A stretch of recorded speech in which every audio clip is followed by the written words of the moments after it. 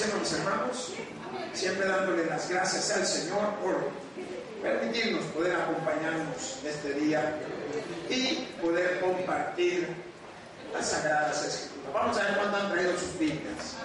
Yo le invito a que levante su Biblia y diga conmigo: esta es mi Biblia y es la herramienta que Dios me ha dado. Ahora nos vamos a poner en pie, mis hermanos. Vamos a ir a nuestra Biblia, busque el libro de Santiago. Váyase a Santiago, capítulo 5. Vamos a dar lectura del versículo 13 al versículo 18. Pues te doy gracias, Señor, Dios y buen Padre Todopoderoso. Gracias por esta oportunidad, por este momento. Gracias por la bendición que has derramado sobre nuestras vidas, las cosas que has hecho en cada uno de nosotros, por habernos dado un día más para adorarte, un día más para alabarte y un día más para poder escuchar lo bello y maravilloso de tu palabra que habla a nuestros oídos. Pues esto lo decimos en el nombre de tu amado Hijo Jesucristo, por quien oramos. Amén y amén. Dice así la palabra de Dios, en el nombre del Padre, del Hijo y del Espíritu Santo. Amén. Santiago, capítulo 5, versículo 13, nos dice: ¿está alguno entre vosotros afligido? Haga oración. ¿Está alguno alegre? Cante alabanza. ¿Está alguno enfermo entre vosotros? Llame a los ancianos de la iglesia y oren por él, ungiéndole con aceite en el nombre del Señor. La oración de fe salvará al enfermo, y el Señor lo levantará, y si hubiere cometido pecados, le serán perdonados. Confesaos vuestras ofensas unos a otros, y orad unos por otros, para que seáis sanados. La oración eficaz del justo puede mucho. Elías era un hombre sujeto a pasiones semejante a las nuestras, y oró fervientemente para que no lloviese, y no llovió sobre la tierra por 3 años y 6 meses. Y otra vez oró, y el cielo dio lluvia, y la tierra produjo su fruto. Pues te damos gracias, Padre, por las palabras que hemos escuchado. Gracias por lo que nos has leído, Señor, y nos has guiado a través de este contexto del apóstol Santiago, del cual va a hablar a nuestra vida este día. Pues todo sea de bendición. Danos un corazón contrito, humillado y entregado a tu palabra, y danos perdón de nuestro pecado. Esto lo decimos por amor a tu Hijo Jesucristo. Amén y amén. Pueden tomar sus asientos, mis hermanos. Ahora tenemos la oportunidad de poder llevar esta palabra una vez más al corazón de los que están presentes, a pesar de la lluvia. Pero más llueve en nuestra vida las bendiciones que Dios trae a nosotros. Y yo quiero que usted pueda notar el contexto de las palabras de Santiago cuando hablaba a cada uno de los hermanos, llevándole palabra de entendimiento y palabra de oración. ¿Cuánto creen que es importante orar en nuestras vidas? Pues yo le he titulado al sermón: orar con paciencia. ¿Qué significa? Que usted debe tener una oración de fe, una oración de saber de qué algunos van a recibir posiblemente posteriormente a lo que han orado, otros van a recibir en lo que están orando, y otros posiblemente no reciban nada todavía.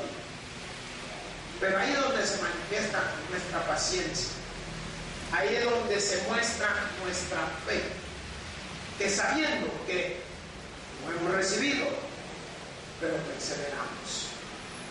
Y esto es importante en nuestra vida, la perseverancia del cristiano, porque las palabras de Santiago eran para que mostraran perseverancia ante las necesidades de la oración que cada uno de ellos, ahora cada uno de nosotros, levantamos al Señor. Vamos viendo de que a través de lo que nosotros le pedimos a Dios, nos damos cuenta de que hay cosas que no la recibimos. Y quiero decirle algo. Hay cosas que posiblemente usted no la haya recibido, pero sus hijos la recibirán, hermanos. Y a veces hay un mayor efecto de bienaventuranza sobre los hijos. Y como nosotros somos parte de la familia, somos parte de ese conglomerado, la bendición también así ha sido derramada sobre nosotros. Nosotros venimos en busca de milagros, en busca de que Dios haga algo con nosotros. Y vemos cómo tenemos que tener esa paciencia cuando oramos. Dios no es la lámpara de Aladín, no es la varita de la bruja Antochi, no es el que va a hacer porque yo lo quiero ya, allí va a estar, como muchos a veces hemos sido malcriados con nuestros familiares, queriendo demostrar que si no me lo diste ya no llego, queriendo demostrar que si no me lo diste no me hables. No, Dios sabe en qué momento manifestará su bendición a la vida de cada uno de nosotros. Sabe en qué momento va a obrar sobre cada uno de nosotros para que podamos tener ese entendimiento. Su palabra dice: ¿está alguno entre vosotros afligido? Y estas palabras nos llevan a que nosotros podamos ver muchos contextos. ¿Por qué? Porque la vida de muchos es una vida de aflicción, una vida de temor, una vida de que si hay, que si no hay.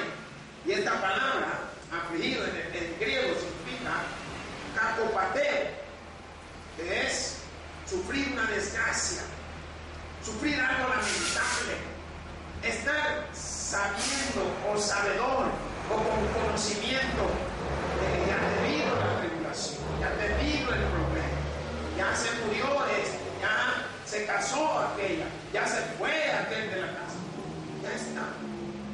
Y por eso Santiago manifiesta: si está alguno afligido en vosotros. ¿Por qué? Porque él quiere mostrarnos las claves, y las claves están aquí en la palabra de Dios.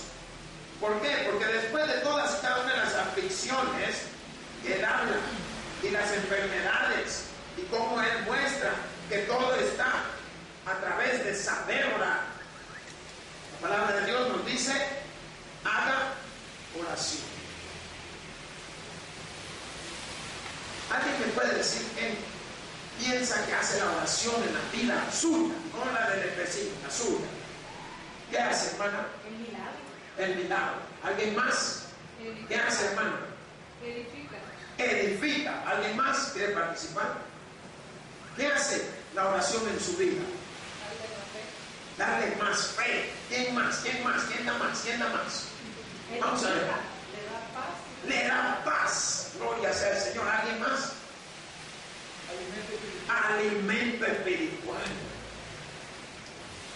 Mi pregunta es: ¿cómo sabiendo nosotros todas estas cosas siempre nos desesperamos?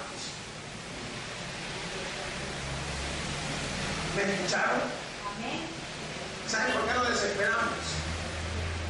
Porque oramos, pero no tenemos paciencia. Queremos respuesta inmediata. ¿Quién es el mayordomo? ¿Nosotros o Jesucristo?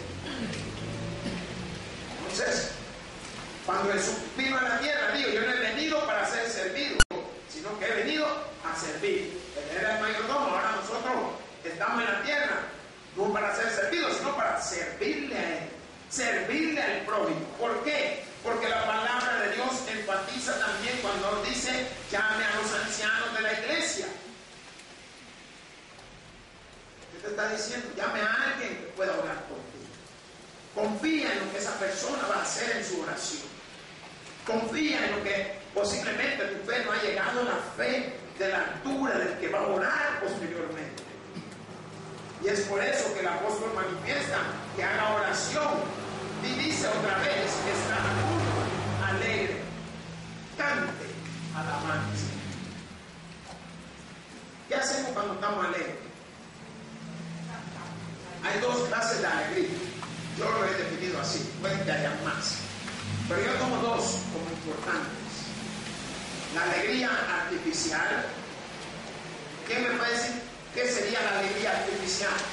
Todo lo que pasa en el mundo. Todo lo que pasa en el mundo. ¿Alguien más? ¿Qué más? ¿Ah? Momentánea. ¿Algo más? ¿Qué causa la alegría artificial? ¿Tienen idea? ¿Ah? ¿Qué? Un éxito. Aleluya. Tremendo. ¿Qué más? ¿Dónde quedan las drogas? ¿Dónde queda el licor? ¿Dónde quedan las mujeres? ¿O los hombres? ¿O los hombres? ¿Dónde queda todo eso? Uno se emociona. Uy, hoy me eché 2 que 3, ahora sí puedo bailar. Si usted siempre ha podido bailar. ¿Quién dijo que tiene que tomar algo para bailar? ¿Quién dijo que tiene que estar borracho para estar alegre? Esa es la alegría artificial. Ahora, ¿dónde viene la alegría original? La alegría original viene desde adentro, y adentro está el Espíritu Santo. Y si hay gozo en tu corazón, hay alegría. Cante alabanza. ¿Qué hace la alabanza? Cambia el contexto, cambia la perspectiva, cambia la forma de ver la situación. Muchos cuando se enferman es que quieren cantar. Hermano, cante siempre. Miren, a veces en mi casa me callan, porque yo me echo una de mis canciones, hermano. Miren, esas canciones no las va a encontrar por ningún escritor autóctono, sino solo yo. El que la inventó, yo me la invento. Y yo la canto y la disfruto.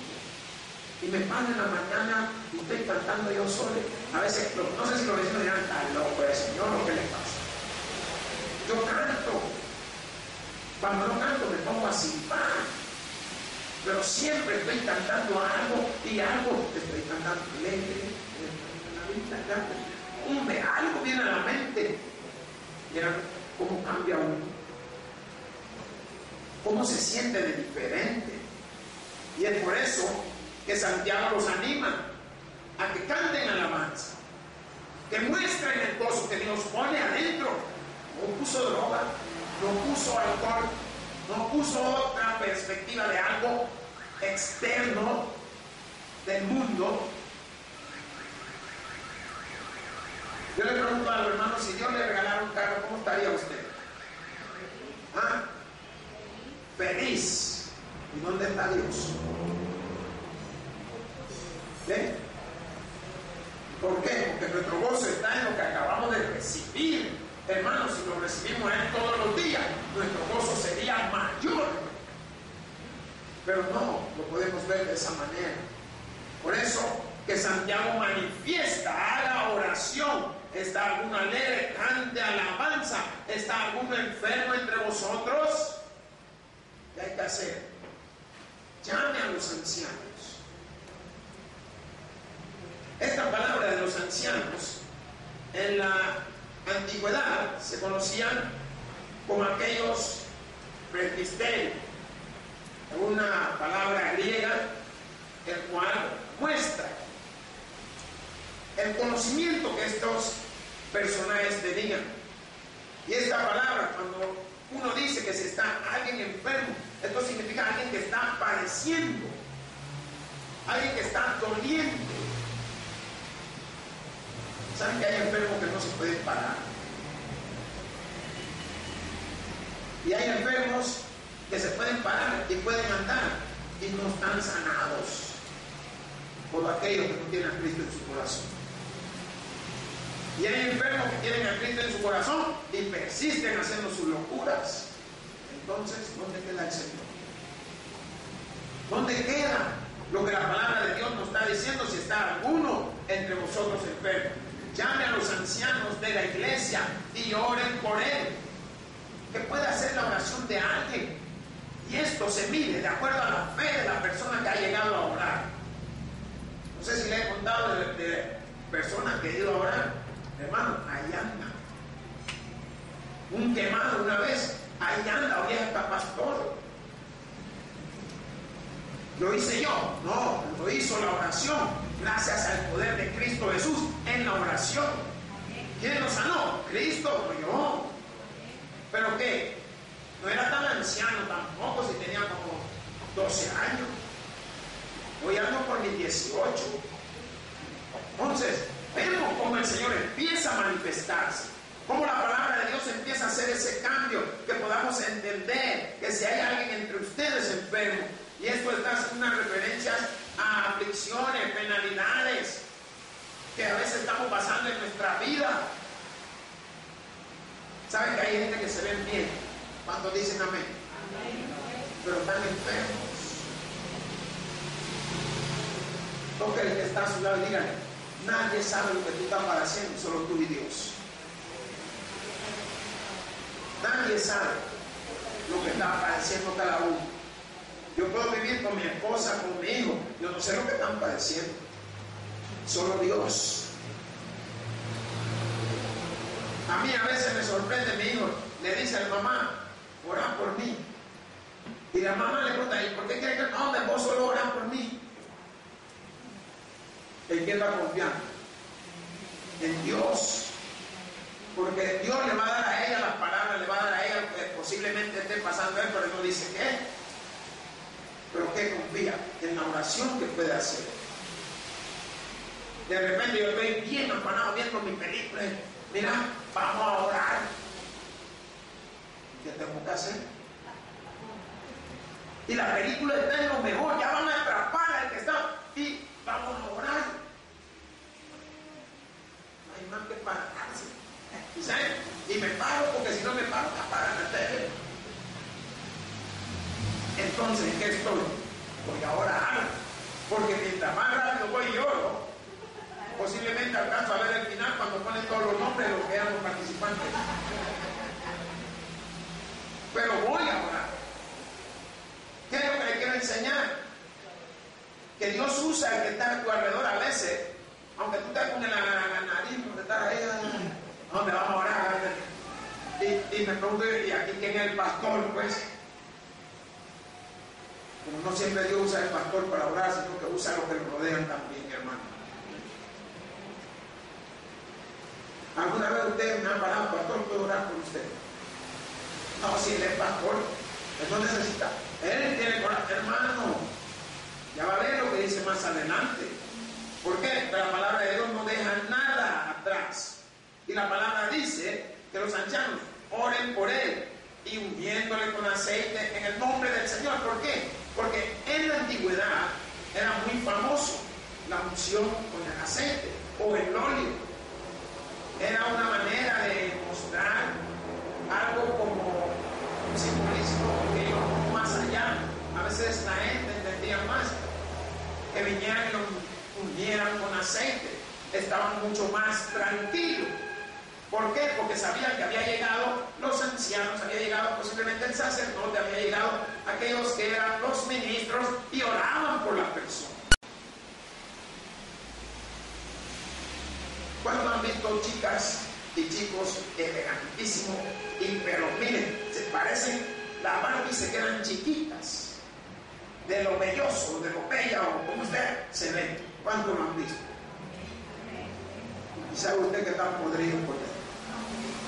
No sabe. Tiene una enfermedad que usted ni lo sabe. Entonces, ¿qué es lo que la palabra de Dios nos está enseñando? Nos está enseñando a orar porque el que lo pida, a orar porque el que lo necesita. No nos está enseñando a diferenciar, no nos está enseñando a apartar, no nos está enseñando a alejar, nos está enseñando: ore. Y estas palabras, más adelante cuando dice: y la oración de fe salvará al enfermo.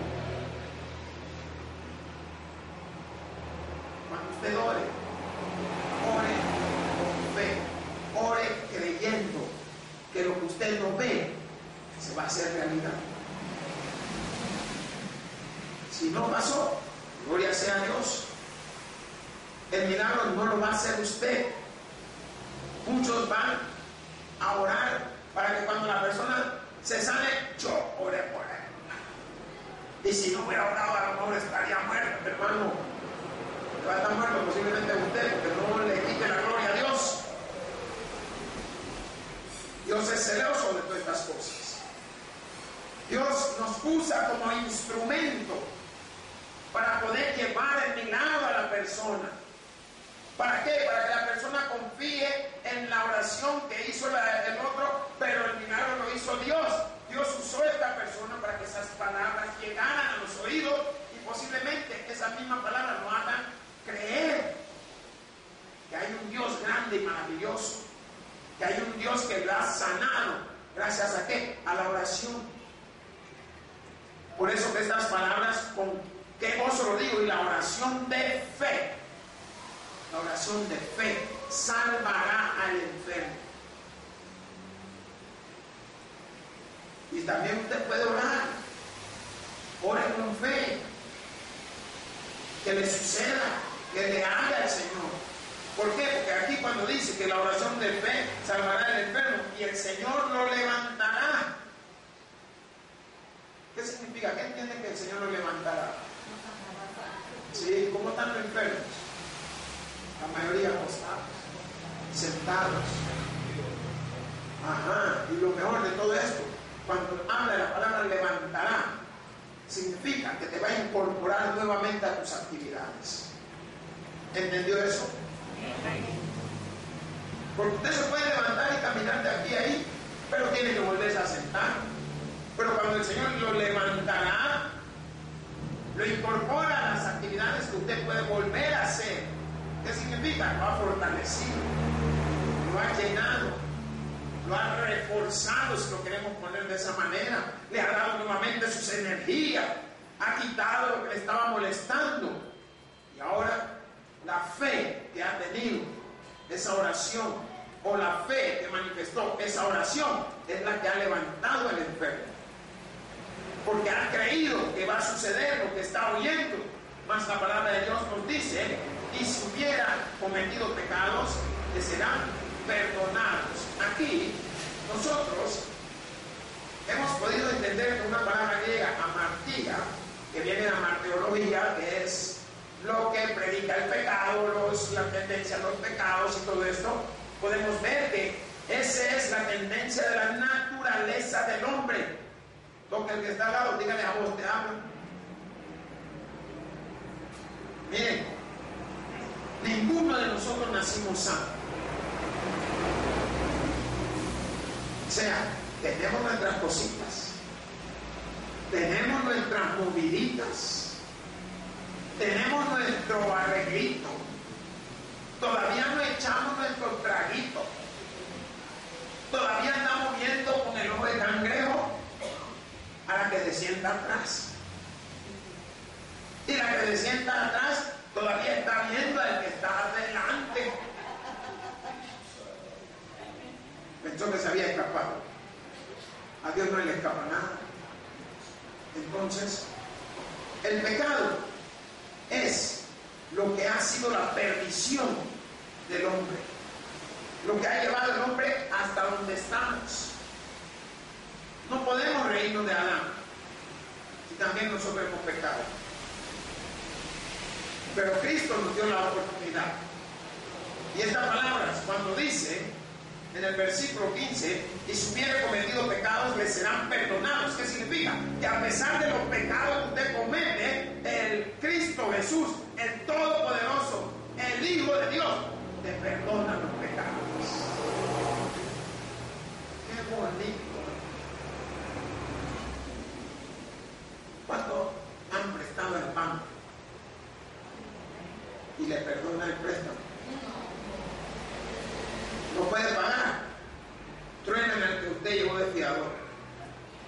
Si el fiador no puede pagar, se lo truenan a usted, le quitan el carro, le quitan el perro, la paloma, el perico, el gato, el lagarto, todo se lleva. Usted debía $5 y le quitan 500. Cabal, dice uno ahí. Solo el que ha pasado por eso sabe, o conoce a alguien que ha pasado por eso, se da cuenta. Pero ¿qué es lo que hace Cristo? Siendo nosotros malos, todavía está enfrente de su Padre. No, hombre. Míralos a todos de la Santa Fe, empezando por el pastor. Perdónalos, Padre. Dame una oportunidad, ya sabe que tiene que ir a predicar. Y va a llevar tu palabra a los otros que también han pecado. No me miren a mí solo, hermano. Todos me están viendo, si el pastor peca, si no están, ustedes también, hombre. Ahora yo me hago el loco y me echo el muerto primero para después tirarlo encima de usted. Pero todos hemos pecado. Todos cometemos cosas que después nos arrepentimos. Después nos sentimos mal. Después le decimos, Señor, perdóname. Señor, ayúdame. Eso es lo que es el pecado. Y es por eso que esta palabra cuando dice en ese versículo, y si hubiere cometido pecados, le serán perdonados. ¿Por qué? Por la gracia de Dios en su Hijo Jesucristo, hermanos. Ahí manifiesta el Señor el milagro. ¿Alguien tiene dinero? ¿Cuántos tienen más de 10 centavos ahora en su bolsillo? ¿Cuántos? No pueden pagar el pecado. No pueden pagar el perdón de su pecado con eso. ¿Cuántos tienen cientos de miles de dólares? No puedes pagar el perdón de tu pecado con eso. ¿Cuántos tienen fe? Esos son los que pueden conseguir una reconciliación por su pecado. ¿Cuántos son los que oran? Esos son los que reciben el perdón de su pecado. ¿Cuántos son los que se confiesan al Señor? Esos son los que el Señor los limpia de sus pecados. Díganme. Bueno, ¿qué le estamos enseñando? Que el milagro está. La cosa es cómo lo quiero recibir.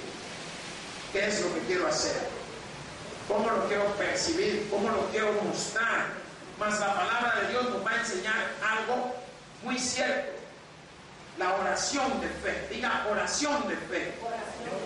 La que hizo Elías. Un hombre que creyó a Dios. Y Santiago lo menciona porque dice: confesaos vuestras ofensas unos a otros y orad unos por otros para que seáis sanados. La oración eficaz del justo puede mucho, pero hay que confesarse primero. Hermano, váyase a la montaña. Si usted habla y la gente oye lo que habla, aléjese donde está la gente y váyase, dígale: Señor, perdóname los pícaros que soy, Señor. Perdóname porque la vez pasada gané de ese dólar que era mío. Perdóname porque mira todo lo que es. Dígale, eso se llama confesar. ¿A quién? A Dios. Confiesa a través de Jesús las cosas que están dentro, que es lo que no le deja que su columna esté tranquila. Esos pinchones, esos punzazos que usted siente, el pecado, esa molestia que usted siente, el pecado no es la grabadilla, como muchos dicen. Esa incomodidad que usted llega a la casa y no sabe ni para dónde sentarse ni a dónde pararse y solo está esperando a ver si suena el teléfono, y si no suena sale usted en el carro y no sabe ni para dónde va. El pecado. O sea, confiese si esto es lo que está mostrando Santiago, y lo enseña a través de un hombre que dio su oración a Dios. A través de su oración 3 años y medio no llovió. Volvió a orar y la gran tormenta. Dios manda lluvia. ¿Qué significa eso? Tener fe. ¿Tener fe en qué? En mi oración. Dice la palabra de Dios: Elías era hombre sujeto a pasiones semejantes a las nuestras. ¿Qué nos está diciendo? También era pecador. También le gustaban las muchachas. Le gustaba ir de parranda, posiblemente, le gustaba tomar, posiblemente, pero pasiones igual a las nuestras. ¿Qué le está enseñando? Que no era diferente a nosotros. Pensaba como muchos de nosotros, actuaba como muchos de nosotros, caminaba como muchos de nosotros, se leía como muchos de nosotros, comía como muchos de nosotros, iguales a las nuestras, pasiones, cosas que le llamaban su atención. Pero la palabra de Dios quiere mostrar la fe que él tenía en la oración que hizo. ¿Por qué? Porque la palabra dice: y oró fervientemente fervientemente. ¿Alguien que me diga? Deseo, con pasión, constante, con fuerza, con ímpetu, con ganas. Oró fervientemente. ¿Han notado algo? La palabra no está mostrando que él dudó de lo que oró, sino que la palabra está siendo clara, porque dice, oró fervientemente para que no lloviese. Y no llovió sobre la tierra por 3 años y 6 meses. 3 años y medio no llovió sobre la tierra. ¿Saben ustedes lo catastrófico que es que no llueva un año? No digamos 3. ¿Cuáles son los efectos? Sobrecalentamiento en el lugar. La tierra empieza a cuartearse, a abrirse, a romperse. El polvo empieza a levantarse cada vez que soplan los vientos. Hermanos, se multiplican las enfermedades, se multiplican las muertes, solo por no llover. Se multiplica el hambre. Mire allá en la Biblia, en el Antiguo Testamento, que habla de esos tiempos, de los éxodos, habla de esos momentos en que llegó la hambruna a la familia de José allá en Canaán. Tuvieron que emigrar del lugar. ¿Será que tiene que ver esto con estos acontecimientos? Porque dentro de los sueños de José se dio un tiempo que iba a haber 7 años que no iba a haber alimento, no iba a haber producción. Entonces vemos con claridad cuáles son los efectos. Ahora, ¿qué sucede? Que la oración eficaz, la oración del justo puede mucho, hermanos. Mas la palabra nos dice, y otra vez oró. ¿Qué hizo otra vez Elías?